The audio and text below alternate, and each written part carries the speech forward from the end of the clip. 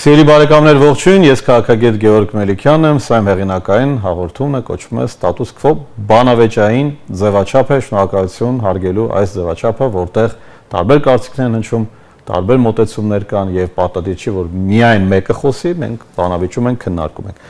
Այսօր ես հյուրընկալել եմ Արդար Հայաստան կուսակցության նախագահ Նորայր Նորեկյանին, պարոն Նորեկյան, ողջունում եմ ձեզ։ Հարգանքներս բարև ձեզ, պարոն Մելիքյան։ Ինչը կարող է կանգնեցնել Նիկոլ Փաշինյանի այս արշավից, ինչ այս օրակարգը, որ ինքը իր առջև դրել է, ինչը կարող է իրեն կանգնեցնել։ Շնորհակալություն, պարոն Մելիքյան, հրավերի համար։ Ես եկել եմ այն համոզման, որ Նիկոլ Փաշինյանը քաղաքական մահապարտ է եւ իր քաղաքական պայքարի ճանապարհին չկա որևէ խոչընդոտ արգելակ, որը կարող է իրեն կասեցնել եւ եթե ինքը հասկանա, որ իր ուժերը սպառվում են եւ ինքը հասել է իր քաղաքական գործունեության կուլմինացիային, իր գործի է դնելու իր քաղաքական մահապարտ լինելու վերջի զինանոցը, իր հետ բերելով ամենամեծագույն ավերածությունները, բայց այդ մասին ես չի ուզենա այսօր նման տոնայնությամբ շարունակել, որտեղ ես հույս ունեմ, որ այնուամենայնիվ մեր հասարակությունը ավելի ողջամիտ կգտնվի եւ մեր իրականության մեջ կլինեն այնպիսի լուծումներ, որոնք թույլ չեն տա, որ Հայաստանը հայտնվի մի իրավիճակում, որից ելքերը շատ քիչ լինեն։ Ինչ վերաբերում է կոնկրետ ենթատեքստը հասկացա եկեղեցու դեմ ուղղված գործընթացին է միտված, Նիկոլ Փաշինյանը այս առումով յետքայլ չի անելու եւ գնալու է մինչեւ վերջ։ Ես Որն է մինչեւ վերջը կաթողիկոսը ընդհանուր փոխել է։ Այո։ Թե ընդհանուր այդ այսպես ասած հակաիշխանական, եթե այդպես ասենք, բոլոր այն հոգևորականներին հանելը, որոնք կարող են պոտենցիալ իր դեմ լինել։ Դեպքում է, որ ամենայն հայոց կաթողիկոսին փոխելուց հետո նոր օծյալ կամ ընտրված կաթողիկոսը կամ նշանակված կաթողիկոսը, ես չեմ կարող ասել, իր հետ բերելու է որակապես նոր անձինք, ըստ էության դա արմատապես փոխվելու է։ Լավ, կարճ ասեմ, Նիկոլ Փաշինյանը այս եկեղեցին քանդելու է, թե ինչ կկառուցվի հետագայում, ես չեմ կարող ասել։ Չեմ կարող արձանագրել,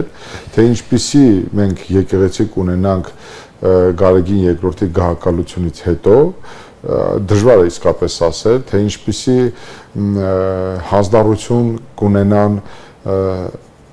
նոր ընտրված կաթողիկոսը եւ ինչպիսի առաքելությամբ կգործեն, ցույց կտա ժամանակը, բայց այնինչ հիմա անում է Նիկոլ Փաշինյանը, դա միտված է Գարեգին ամենայն հայոց կաթողիկոսին կհազրկելու եւ նրա փոխարեն Նիկոլ Փաշինյանի պատկերացումներով, կրկնում եմ, նրա բացառապես իր պատկերացումներով նոր ամենայն հայոց կաթողիկոս ընտրելու։ Սա է։ Ինչպես է ստացվում, որ մենք հանդուրժում ենք, նախ ինչպես է, որ պետությունը իրավունք չունի խառնվել եկեղեցու գործերին։ Դա արդեն մի քանի անգամ ես ասել եմ, արդեն թույլ, ոչ թե թույլ, այլ իրականում հենց այդպես պետք է լիներ։ Պետությունը եկեղեցին տարանջատված էին, վարչապետը որևէ համադրական լիազորություններ չուներ խառնվելու եկեղեցու ներքին գործերին, առավել եւս զբաղվելու կաթողիկոսափոխությամբ, համակարգող խորհուրդ ձևավորելու, չգիտեմ, կամ ներքաշվելու ներեկեղեցական խժդժությունների մեջ։ Ես դեռևս 1-2 ամիս առաջ էի արձանագրել, որ եթե Փաշինյանին չհաջողվի քարոզչական միջոցներով կամ կալանավորելու այս կամ այն եկեղեցականին կազմաքանդելու եկեղեցին, նա գնալու է երկրորդ սցենարով, պլան B-ն հետևյալն էր, եկեղեցու ներսում սկսել ստեղծել խժդժություններ, կասկածամտություն, առանձին եպիսկոպոսների ուրեմն ներգրավելու այս գործընթացում հանելու կաթողիկոսի դեմ, այսպիսի երկպառակություն սերմանելու հայոց եկեղեցու ներսում, կարծեք թե Փաշինյանին հաջողվել է տառումով որոշակի հաջողություններ արձանագրել, տարածվում եմ հենց 3 ինքը ընդունել էր միանգամից 7-8 արքեպիսկոպոսների եւ եպիսկոպոսների, սա նշանակում է, որ արդեն իսկ եկեղեցու ներսում երկպառակությունը ակնհայտ է, այսինքն եկեղեցին երկատված է, չկա այնտեղ ուղղահայաց ղեկավարում, որոշ եկեղեցականներ դուրս են եկել ամենայն հայոց կաթողիկոսի իշխանության ազդեցությունից, հետեւաբար կազմաքանդման process-ը սկսված է։ Ինչով կավարտվի։ Ես կարծում եմ հետեւյալը, ոչ թե այստեղ Նիկոլ Փաշինյանին գովաբանում եմ, այլ արձանագրում եմ ինքը, որ ինքը հետամուտ է, վճռական է լինելու, գնալու է մինչև վերջ իր արժեք դրված այս նպատակին հասնելու համար։ Թե արդյունքում ինչ կունենանք, թող ժողովուրդը հետևություններ անի։ Իսկ ժողովրդի հետևություններ ասվածը ես մի բան գիտեմ, ես ինքս իրավաբան եմ, ես շատ լավ հասկանում եմ, որ այնինչ տեղի է ունենում հիմա լրիվ ապօրինի գործընթաց է, բայց կարծեք թե մեր հասարակության մի ստվար կամ որոշակի զանգվածի համար նաև ընդունելի դուրեկան իրավիճակ է եւ իշխանությունը դա իր գործողությունները արդարացնում է հենց այս ամեն ինչով, որ իրենք անում են այն, ինչ ժողովուրդն է ուզում, բայց այստեղ ես ուզում եմ, որ մեր մտածող վերնախավը, մտածող խավը, գիտակից սեգմենտը ըմբռնի հետեւյալը. պետության, իշխանության եւ հասարակության առանձնահատկություններից մեկն էլ նա է, որ եթե նույնիսկ հայ ժողովուրդը 100% ուզում է, բայց դա հակաօրինական է, իշխանությունը կաշկանդած է սահմանադրական լիազորություններով, իշխանությունը չի կարող նույնիսկ ժողովրդի ամբողջական կամքի արտահայտման պայմաններում նա իրականացնի հակաօրինական գործողություններ։ Ի վերջո բայց սա ամբողջը չէ, ես խորը համոզմունք ունեմ, որ այս ամեն ինչը չի իրականացվում Նիկոլ Փաշինյանի կողմից հայոց եկեղեցու առողջացման նպատակով։ Ի վերջո հայոց եկեղեցու մշտապես եղել են խնդիրներ, այդ խնդիրները կլինեն նաև հաջորդ կաթողիկոսի գահակալության ժամանակ, ես դա չեմ բացառում, գրեթե համոզված եմ։ Այս ամեն ինչը իրականացվում է Փաշինյանի իշխանության վերարտադրման համար 2026 թվականի նախընտրական տրամադրությունների փիլիսոփայության այդ տեքստում այս ամեն ինչը միտված է Փաշինյանի իշխանությունը եւս 5 տարով երկարաձգելու եւ այդ ճանապարհին կրկնում եմ նա քաղաքական մահապարտ է եւ իրականացնելու է այն ամենը ինչ մտածում եւ պատկերացնում է հնարավոր է նման սցենար որ այդ եպիսկոպոսները գնացին Փաշինյանի մոտ հասկանալու թե ինչպես պիտի հետագան լինի այսինքն ոչ թե ճամբարափոխ եղան ոչ թե դուրս եկան կաթողիկոսները վերջո նույն Արարատյան թեմի առաջնորդը նա տարիներ շարունակ եղել է կարծեք կաթողիկոսին շատ մտերիմ, շատ մոտ կանգնած մարդ եւ իրենք շատ կարծեք միշտ համագործակցություն է եղել միթե կարելի է պատկերացնել որ նույն պայմանական Կճոյանը, հա, ասենք գնա կաթողիկոսի դեմ միգուցե գնացել են որպեսզի փորձեն կաթողիկոսի եւ Փաշինյանի միջև ինչ-որ կամուրջ դառնալ չեմ կարող որևէ բան ասել այս առումով բայց տեսեք եւ այդ սցենարը կարող է կիրառված լինի եւ տրամադրություններ շոշափելու բայց չեմ էլ բացառում որ Փաշինյանի օրակարգը կարող է եւ հայտի եղած լինի այդ եպիսկոպոսներին Այսինքն որևէ սցենար ես չեմ բացառում եւ որևէ ուրեմն զարգացում էլ այդ առումով չեմ բացառում ենթադրում եմ որ Փաշինյանը այդ հանդիպման ժամանակ իր հստակ պատկերացումները հղած կլինի նրանք էլ իրենց պատկերացումները ներկայացած կլինեն եւ ըստ էության մենք կունենանք մի իրավիճակ երբ հանգուցալուծումը ի վերջո այստեղ ոչ թե եկեղեցու վերնախավի կողմից կլինի, այլ քաղաքական իշխանությունների պատկերացմամբ, իսկ եկեղեցականները ընդհանրապես դա սպասարկողի եւ իրացնողի կարգավիճակում հայտնված կլինեն։ Ինչ սպասենք, պարոն Օրիկյան, հիմա այդ ընդվզում սպասելը հետեւյալն է, հայ առաքելական եկեղեցու այսօրվա գահականները չունեն համապատասխան ներուժ, գործող իշխանությանը դիմագրավելու, ինքնառաջացման process-ով շարժվելու եւ իրապես հակազդելու։ Այսինքն եթե վստահեցնում եմ ձեզ, եթե ունենային այդ հակազդեցությունը, այդ ներուժը, մինչեւ հիմա իրենք լուծած կլինեին, ամբողջ եկեղեցու ներսում այնպիսի ներդաշնակություն պետք եղած կլիներ, որ Փաշինյանը կփակեր այս թեման։ Բայց տեսեք Փաշինյանը ինչ անում, ամեն Կիրակի պատարակների է մասնակցում, ամեն Կիրակի ինքը ներգրավում է նոր եկեղեցականների։ Քիչ առաջ ասացի, որ հաջողվել է որոշակի երկպարակություն սերմանել եկեղեցու առանձին գահակալների եւ սրբազանների միջեւ, այսինքն փաստացի հայ առաքելական եկեղեցում ես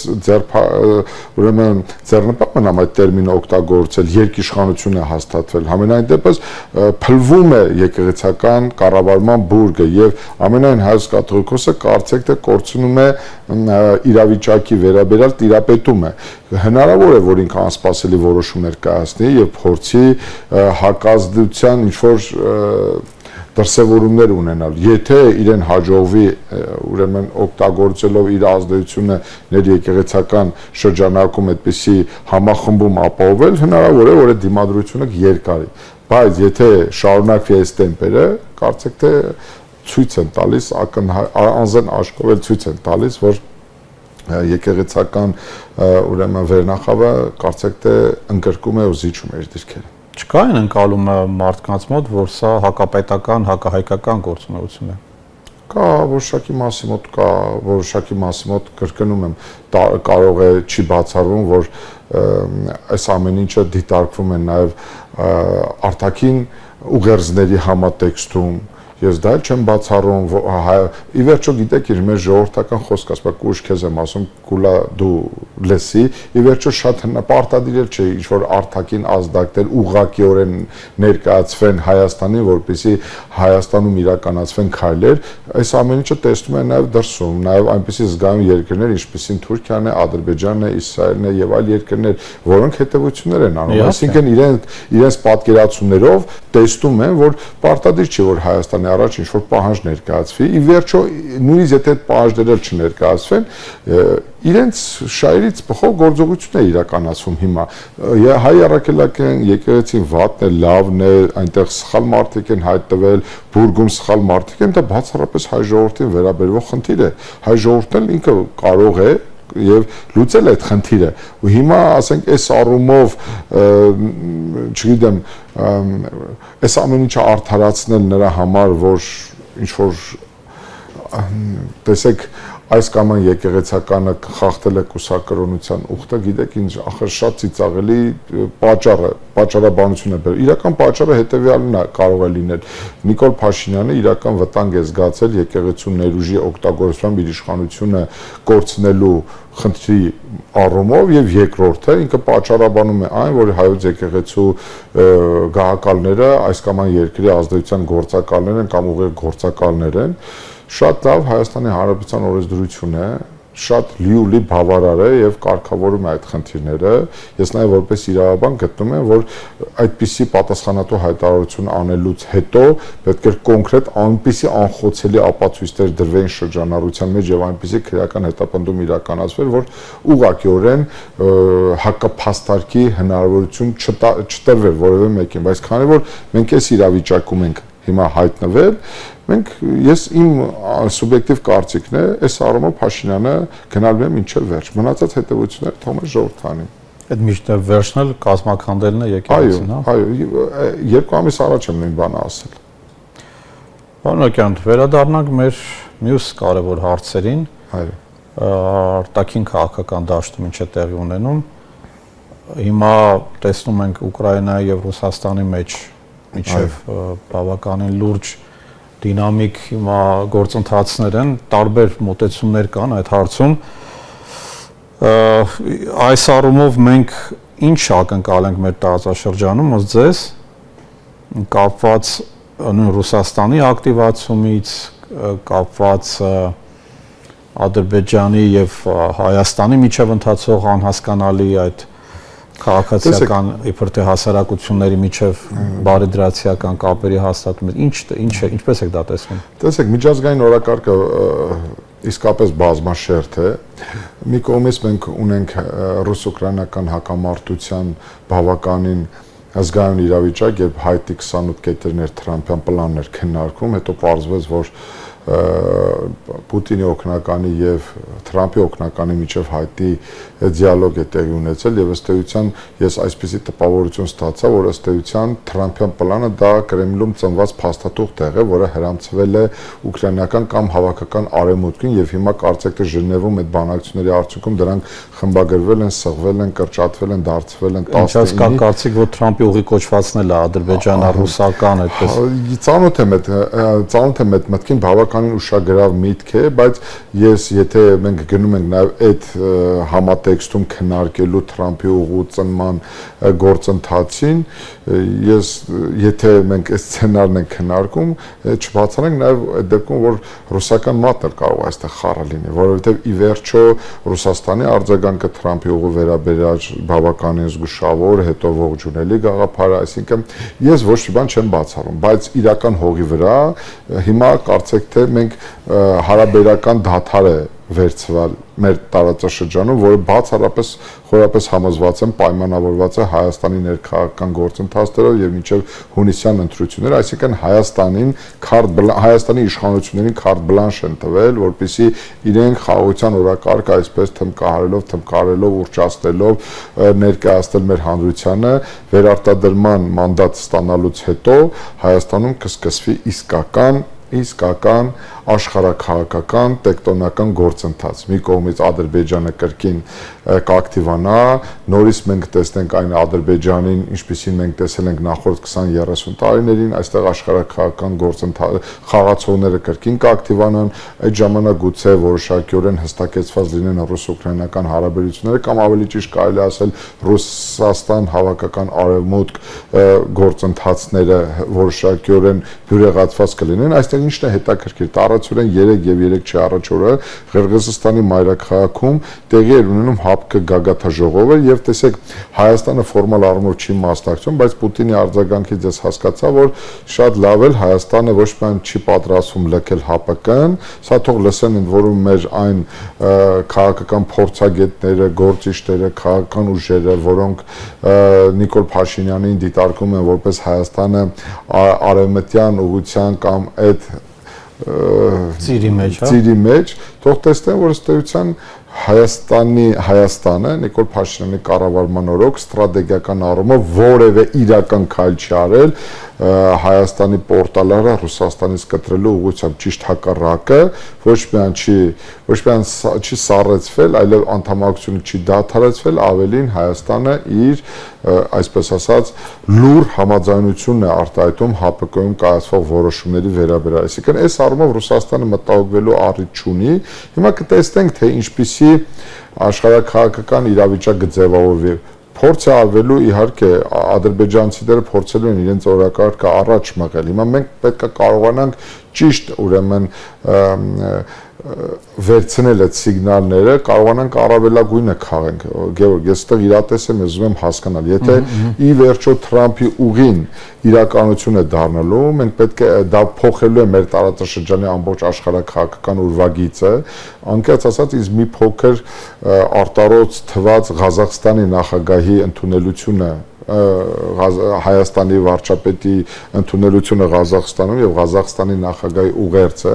սա յուրովի, այսպես ասած, կենտրոնական Ասիայի երկրների ուղերձներ կամ ավելի ճիշտ թուրքալեզու պետությունների պարգևն էր Փաշինյանին, այն առումով գնահատանքը, ես այդտեղ դեմ վատ առումով չեմ գնահատում, այսինքն իդեմս Հայաստանի կարծեք թե կենտրոնական Ասիան Թրամփի ուղու միջոցով տեսնում է ինչ-որ պատուհան Թուրքիայի Հայաստանի որպես տրանզիտային երկրի եւ Թուրքիայի որպես էլի տրանզիտային երկրի արևմտյան երկրներ դուրս գալու ուրեմն այդ հնարավորությունը ես չեմ կարող ասել դա ինչ կլինի վերջնական արդյունքում ի վերջո մենք դեռևս հեռու ենք արձանագրել որ Հայաստանը եւ Ադրբեջանը հաղթահարել են կոնֆլիկտը որովհետեւ որքան էլ որ Ադրբեջանից նման ուղերձներ կան, որ ավարտված է պատերազմը, ուրեմն եւ Ադրբեջանը չի ցանկանում կոնֆլիկտի շարունակություն, մենք պետք է հասկանանք մի բան, կարողանանք պատասխանել մի հարցի, արդյոք այդ կոնֆլիկտի ավարտման մասին գոյություն ունի միջազգային կոնսենսուս, թե ոչ։ Սա չէ, վերջում մենք փաստաթղթով նա չենք ամրագրել, երկրորդը կոնֆլիկտը հակամարտությունը ինքը տրանսֆորմացվում է եւ ուրիշ ձևեր է ստանում, այսինքն նույն թրիպը Թրամփի ուղին ինքը ըստ էության Հայաստանի հետ այդքան էլ առնչություն չունի, բացի որ իր տարածքով է գնալու եւ Հայաստանը ընդհանրապես տեխնիկապես մասնակցելու այդ գործընթացին, բայց գլոբալ առումով եթե չնայած ես երբեք կողմնակից չեմ եղել այդ խաղաղության խաչմերուկի գաղափարին, որտեղ դա այդտեղ միֆերը եւ հեքիաթները շատ են, բայց նույնիսկ եթե դա ընդունենք որպես, այսպես ասած, ծրագիր, նախագիծ, անգամ դա իրենք մերժում են, այսինքն իրենք չեն ուզում բացել բոլոր կոմունիկացիաները, ասենք լավ, բոլորը բացվում է, պլյուս նաեւ Թրամփի ուղին եւ այդտեղ Ադրբեջանն ու Թուրքիան օգտվում են, ինչպես նաև կենտրոնական Ասիայի երկրները, պլյուս Չինաստանը իհարկե, որի մասին չեն սիրում խոսել Հայաստանում, բայց սա ըստ էության իրենց բոլորի կապելու խնդիրն է, այսի մեկի մյուսին։ Բայց հենց հարցը, որ Ադրբեջանը չի պատրաստվում Հայաստանին օգնել զարգանալ, այն էլ իր հաշվին։ Ոչ միայն չի փորձում, այլ կտեսնեք, ես սա ցավ եմ դեպ արձանագրում եւ կուզենայի որ ցավ եմ արձանագրում, որ Ադրբեջանը հունիսյան ընտրություններից հետո կրկին առաջ է բերելու իր մենյուն, քաղաքական մենյուն եւ փորձելու է պարտադրել մեզ այդ օրակարգը։ Ես այս համատեքստում շատ կուզենայի, որ մենք մի քանի սցենարներ ուրեմն քննարկենք։ Առաջինը ինչ կլինի, եթե հունիսին տեղի ունենալիք խորհրդարանական ընտրություններից հետո Փաշինյանը վերարտադրվի եւ ինչպիսին է լինելու քաղաքական քարտեզը, ինչպիսի առնվազն համադրական կարգավորումների համատեքստում առնվազն այդ խորհրդարանի 30%-ը պետք է ընդդիմադիր քաղաքական ուժեր լինեն եւ ինչպիսի պատկեր կուրվագծվի ընդդիմության, հաջորդ սցենարը, այսինքն եթե հունիսյան ընտրություններում Նիկոլ Փաշինյանը վերարտադրվում է, ուրեմն մենք պետք է այս պայից ի վեր հասկանանք հետևյալը, Փաշինյանը ստանում է մանդատ սահմանադրությունը փոխելու եւ իրականացնելու այն բոլոր պահանջները, որոնք ներկայացվել են մինչև առ այս պահը եւ կներկայացվեն դրանից հետո Ադրբեջանի եւ Թուրքիայի կողմից։ Եվ դա Փաշինյանը հանրությանը կներկայացնի որպես խաղաղության հաստատման անշրջելի միակ ձևը եւ բնական գործընթաց։ Իրեն կանգնեցի, դա պետք է լինի ժողովրդական ընդվզումը, որը շատ դժվար է, այսինքն ընդդիմություն, քաղաքական ենթակառուցվածքն ըստ էության այլևս չկա։ Դժվար է, բայց ոչ անհնարին, մինչև ընտրությունները։ Երկրորդ սցենարը մինչև ընտրությունները, չէ, ընտրություններից հետո ընտրություններից հետո իհարկե դժվար կլինի, որովհետեւ ընտրությունները եթե ինքը լեգիտիմորեն վերարտադրվում է, բնականաբար ոչ մի ժողովրդական զանգված դուրս չի գալու հակադրելու նրա քայլերին։ Երկրորդ սցենարը ինչ կլինի, եթե Փաշինյանին չի հաջողվում ձևավորել մեծամասնություն եւ ինքը դառնում է փոքրամասնություն, ավելին Հայաստանում ձևավորում է որակապես նոր իշխանություն։ Ստեղ արդեն շատ առանցքային է, թե ովքեր կլինեն նոր իշխանության կրողները, ովքեր կստանան մանդատներ եւ ինչպիսի օրակարգ կբերեն եւ այդ օրակարգը ինչպես կներկայացնեն միջազգային հանրությանը։ Ես կուզենայի, որ մենք առաջիկա ամիսների ընթացքում ներկայացնենք հենց այդ օրակարգը, Փաշինյանին հակազդող, Փաշինյանին փոխարինող հետ Փաշինյանական Հայաստանի զարգացման օրակարգը, որը հնարավոր է։ Այդ առումով կրկնում եմ, գործող իշխանությունը երբ որ խոսում է խաղաղությունից եւ նրան հակասող, հակադրող մարդիկ այլ կերպ են դիտարկում խաղաղությունը, թվում է թե Փաշինյանի կողմից խաղաղության հասկացության շրջանառության մեջ դնելը դա բան է բացառիկ շնոր է Փաշինյանին։ Այն դեպքում, երբ բոլոր քաղաքական ուժերը պետք է հանդես գան խաղաղության դիրքերից, դե ընկալումների խնդիրն է։ Խաղաղություն ասվածը դա ադրբեջանական նարատիվների եւ ադրբեջանական օրակարգի սպառումն ու իրացնումն է, թե հայկական շահերի առաջ մղումը։ Այստեղ թե չկա Հայաստանում, այստեղ հենց ես վերջերս միջազգային մի մեծ քննարկման էի, անվտանգային ֆորում էր, ես թվարկեցի բոլոր նախապայմանները, որ Ադրբեջանը դնում է մեր առջև։ Եվ ես ասացի ադրբեջանական կողմին, ասեցի դե հիմա ցույց տվեք, թե հայկական նախապայմանը որն է ձեզ։ Դուք մի հատ նախապայման տեսել եք։ Եվ ես չեմ տեսել։ Ես էլ չեմ տեսնում որևէ նախապայման, ճիշտ հակառակը Հայաստանը